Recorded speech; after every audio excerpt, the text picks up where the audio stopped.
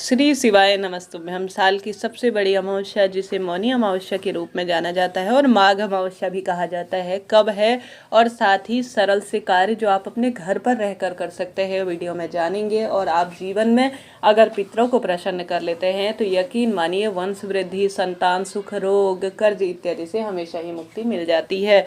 आप सभी जानते होंगे मौनी अमावस्या अर्थात माघ अमावस्या मौन रहकर समस्त कार्य करने के लिए जानी जाती है। अर्थात मौन रहकर भगवान की भक्ति, मौन रहकर स्नान, मौन रहकर दीपदान और मन ही मन मौन रहकर भगवान का स्मरण कर कर यह दिन जाना जाता है।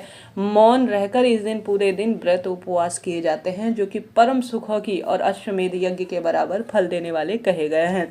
अमावस्या तिथि पितरों को समर्पित है। ब्रह्म मुहूर्त में आपको भगवान का सुमिरन करते हुए मन ही मन मौन रहकर कोशिश करनी है पवित्र नदी में आप स्नान कर सके। मौन रहना एक आध्यात्मिक सुख देता है। मौन रहना अपने आप में इंद्रियों को वश में करने का और भगवान तक चिंतन और अध्यात्म को जोड़ने का कार्य करता है। तो आप सभी को सबसे पहले इस दिन जितना संभव हो मौन रहकर ब्रह्म मुहूर्त में किसी पवित्र नदी में, यह जो है शाही स्नान का भी दिन जाना जाता है। आप जानते होंगे कुंभ मेला चल रहा है, वहां पर इस दिन आवश्यक रूप से डुबकी लगाई जाएगी और अमृत स्नान होगा। तो आप सभी को कब यह मौनी अमावस्या के रूप में करना है व्रत उपवास, ध्यान से सुने। माघ अमावस्या 28 जनवरी को रात 7:35 से शुरू होगी और अगले दिन 29 जनवरी की शाम यानी 6:05 के आसपास समापन होगी। सनातन धर्म में उदया तिथि की गणना होती है, इस कारण से 29 जनवरी को मौनी अमावस्या का पावन पर्व मनाया जाएगा। आप सभी इसी दिन व्रत उपवास या पवित्र कुंड में डुबकी लगाने का सोच रहे हैं तो 29 जनवरी पास में ही है और आप सभी तैयारी कर लीजिए। अब आप सभी घर पर कैसे कर सकते हैं, देखिए सबसे पहले गंगाजल और तुलसी की लकड़ी को नहाने के पानी में डालें और इस दिन काले तिल की बड़ी महत्वता है। तो आप सभी को प्रभु का नाम मन ही मन सुमिरन करते हुए, चाहे तो श्री शिवाय नमस्तुभ्यं, चाहे तो ओम नमो भगवते वासुदेवाय बोले, आप सभी को मौन रहकर स्नान में ठंडे पानी से कोशिश करें आप डुबकी लगा सके।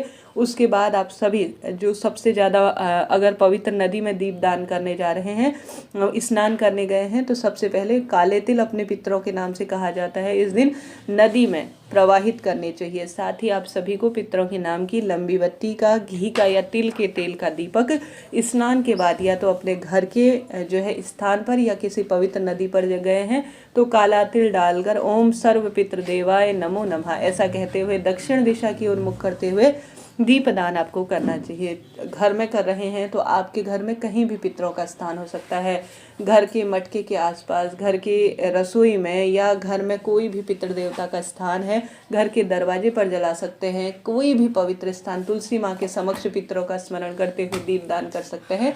परंतु इस दिन किया गया दीपदान ब्रह्म मुहूर्त में और शाम के समय अद्भुत सुखों की प्राप्ति करवाता है। देखिए पूरे दिन भर में आप मौन रहकर व्रत नहीं कर सकते हैं तो कम से कम स्नान, ध्यान, दीपदान और दान तो जरूर से मौन रहकर आपको करना चाहिए। यह कोई साधारण अमावस्या नहीं है, यह बहुत बड़ी अमावस्या जानी जाती है। उसके बाद आपने दीपदान तो कर दिया, जैसा मैंने विदित कराया, सुबह भी दीपदान करें, शाम को भी दीपदान करें। फिर आपको करनी है पीपल पूजा। पीपल पूजा साल की सबसे विशेष पूजा इस दिन की जाती है। गंगा जल मिश्रित जल बनाएं, पितरों का सुमिरन करें और जो है कच्चे दूध की एक छोटी सी कटोरी या एक गिलास में आप कच्चा दूध डालें, उसमें काला तिल डालें और आवश्यक रूप से आप दक्षिण दिशा की ओर मुख करते हुए विशेष तौर पर पीपल वृक्ष की जड़ में कच्चा दूध, काले तिल मिलाकर सिंचन करें और साथ के साथ जल जो गंगा जल मिश्रित जल है उसका भी पीपल वृक्ष के नीचे सिंचन कर कर आप पितरों के नाम का पीपल वृक्ष के नीचे दीपदान करें। कोशिश करें आप 5 या 7 परिक्रमा पीपल वृक्ष की जरूर से कर सके।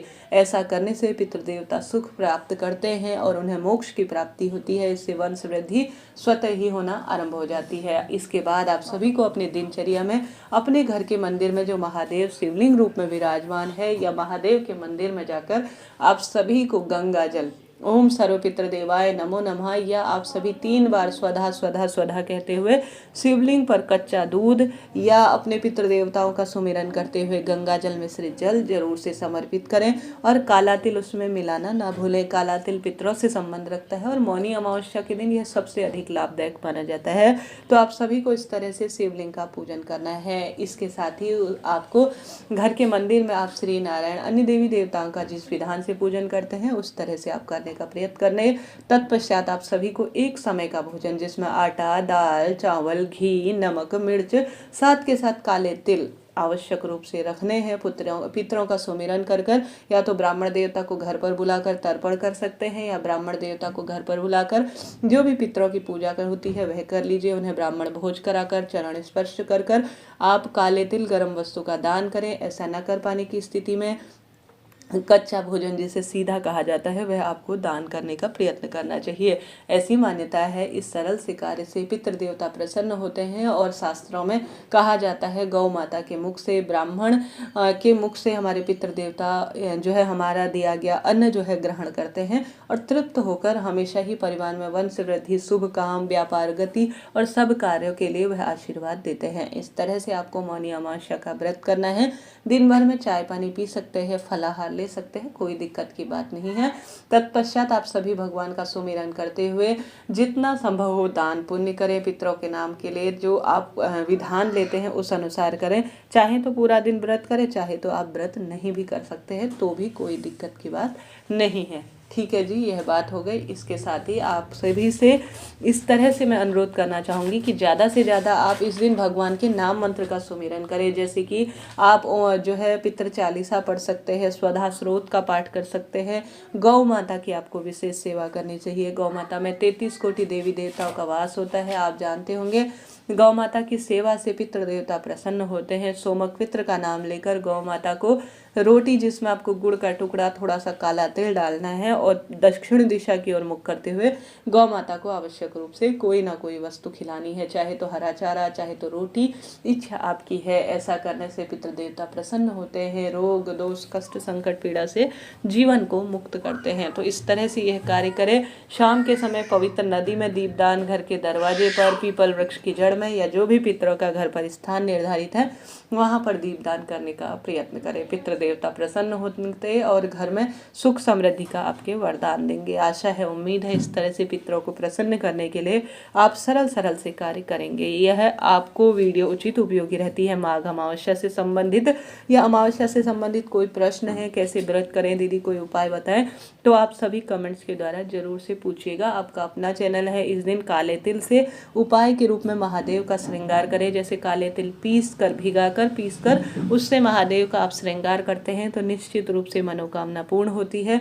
पितरों के नाम से पीपल पूजा बहुत लाभदायक मानी जाती है। अमावस्या तिथि पर कई तरह के उतारे इत्यादि करने का भी प्रावधान है, तो वह भी आप कर सकते हैं, उससे भी आपको निश्चित रूप से लाभ मिलेगा। तो इस तरह से यह मौनी अमावस्या की जानकारी है। कमेंट्स में श्री शिवाय नमस्तुभ्यम, हर हर महादेव आप लिखना ना भूलें। आप सभी के लिए वीडियो उपयोगी हैं तो राधे राधे लिखिए।